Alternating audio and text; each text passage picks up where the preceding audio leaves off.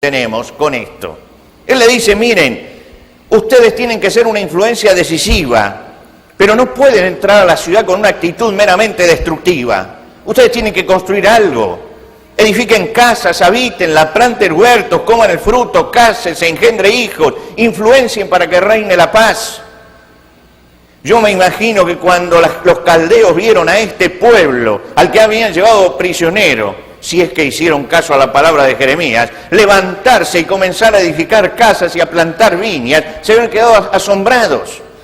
Porque lo que esperaban de este pueblo era la depresión, el encerrarse dentro de sí mismo, la rebelión, la resistencia, y se encontraban con gente que estaban sembrando allí una semilla de esperanza, una semilla de paz en medio de la idolatría, y que estaban colaborando con la paz,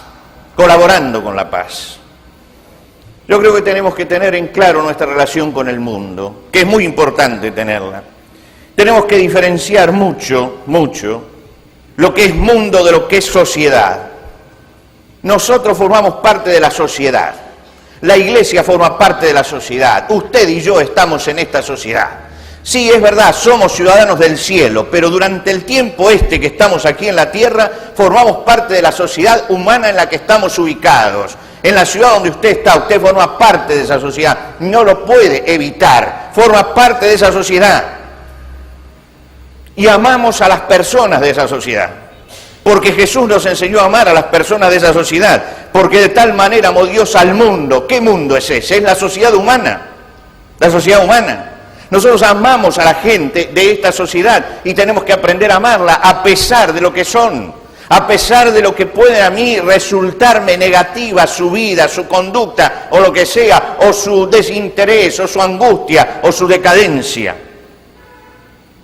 Los cristianos vemos a las multitudes y tenemos que sentir compasión de estas multitudes. Así como Jesús vio a la multitud y sintió compasión de ellas porque las vio como ovejas que no tienen pastor, hoy nosotros tenemos que mirar a este mundo posmoderno y sentir compasión por la multitud y decir, son como ovejas que no tienen pastor, no saben dónde van. Están yendo corriendo hacia el infierno sin darse cuenta. Están yendo a la perdición eterna alegremente. Están entrando a los hornos crematorios sin saber que los van a quemar.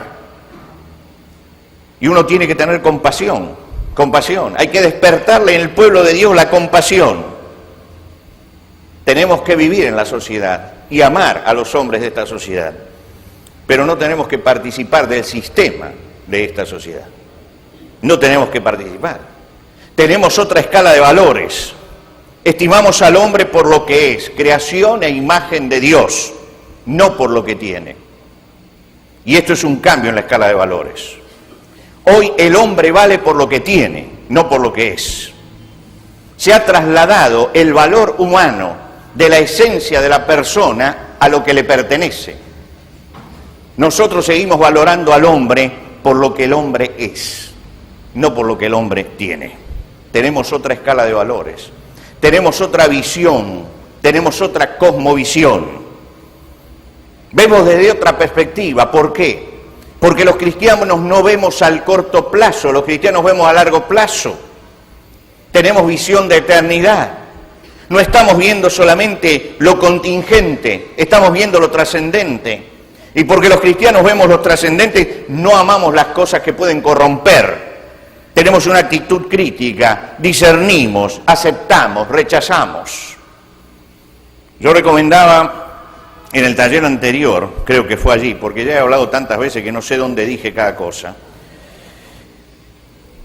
pero recomendaba por allí que leyeran la Apología de Tertuliano de Cartago.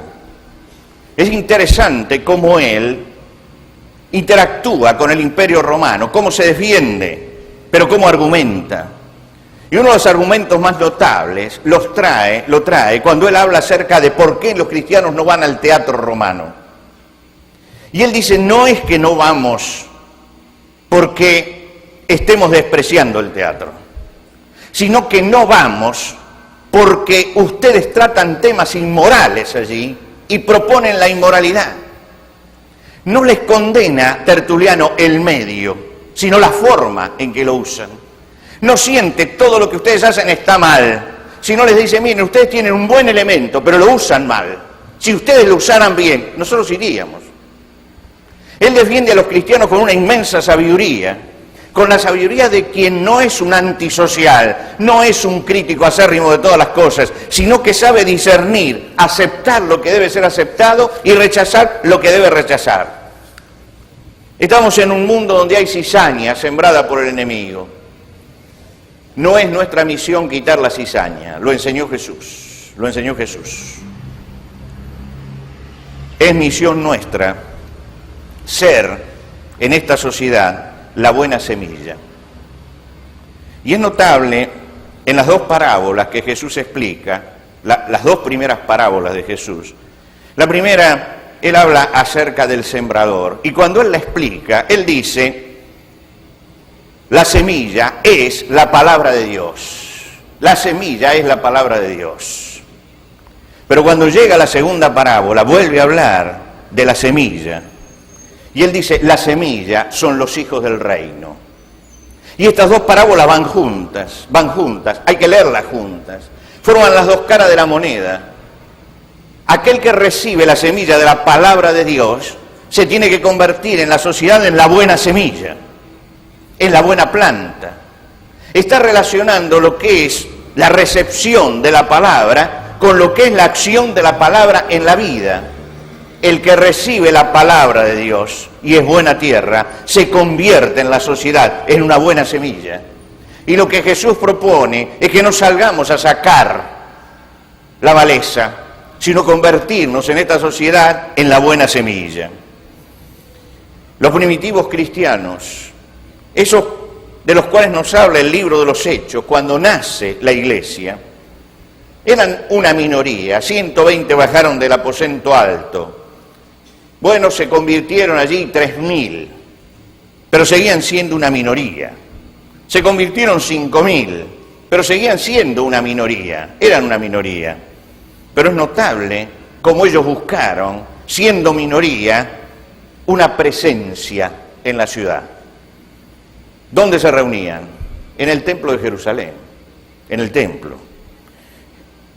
Estaban en la capital de la nación. Ninguno de ellos era de la capital de la nación, ¿se acuerdan? 120 galileos, varones galileos, ¿por qué están mirando al cielo? Lo notable hubiera sido que los 120 se hubieran ido, pero el Señor le dijo, no, quédense acá, hasta que haya venido el Espíritu Santo. Y no solamente vino el Espíritu Santo y estaban allí, sino que se quedaron allí. Y no solamente estaban en Jerusalén, sino que no se fueron a reunir en las montañas de los alrededores de Jerusalén, se fueron a reunir al templo de Jerusalén y perseverando unánime cada día en el templo, presencia, donde todos los podían ver, presencia. Y Pedro y Juan subían al templo a la hora de la oración y por la mano de los apóstoles se hacían muchos milagros en el pueblo y estaban todos juntos, ¿dónde? En el pórtico de Salomón.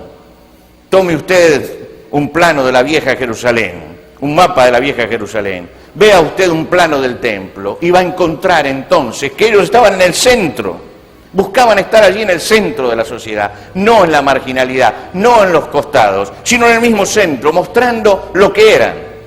Y allí, en el templo, se veía, y todos los que pasaban veían la vida de ellos, la relación entre ellos, cómo criaban a sus hijos, cómo estaban sus familias, estaban como expuestos en una gran vidriera, se colocaron allí en la vidriera.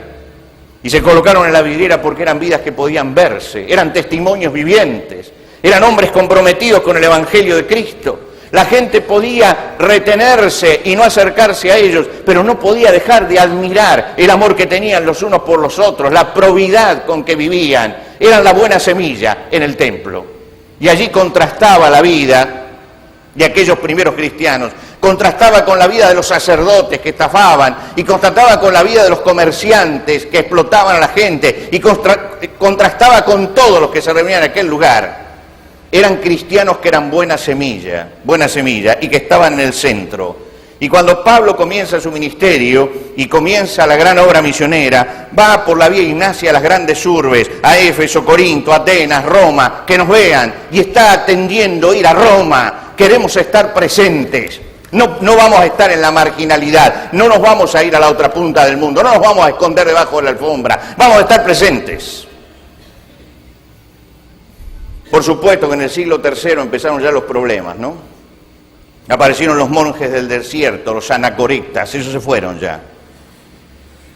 Querían tener un mejor contacto con Dios, entonces se iban, en completa soledad. Y esa era una actitud frente a la sociedad también.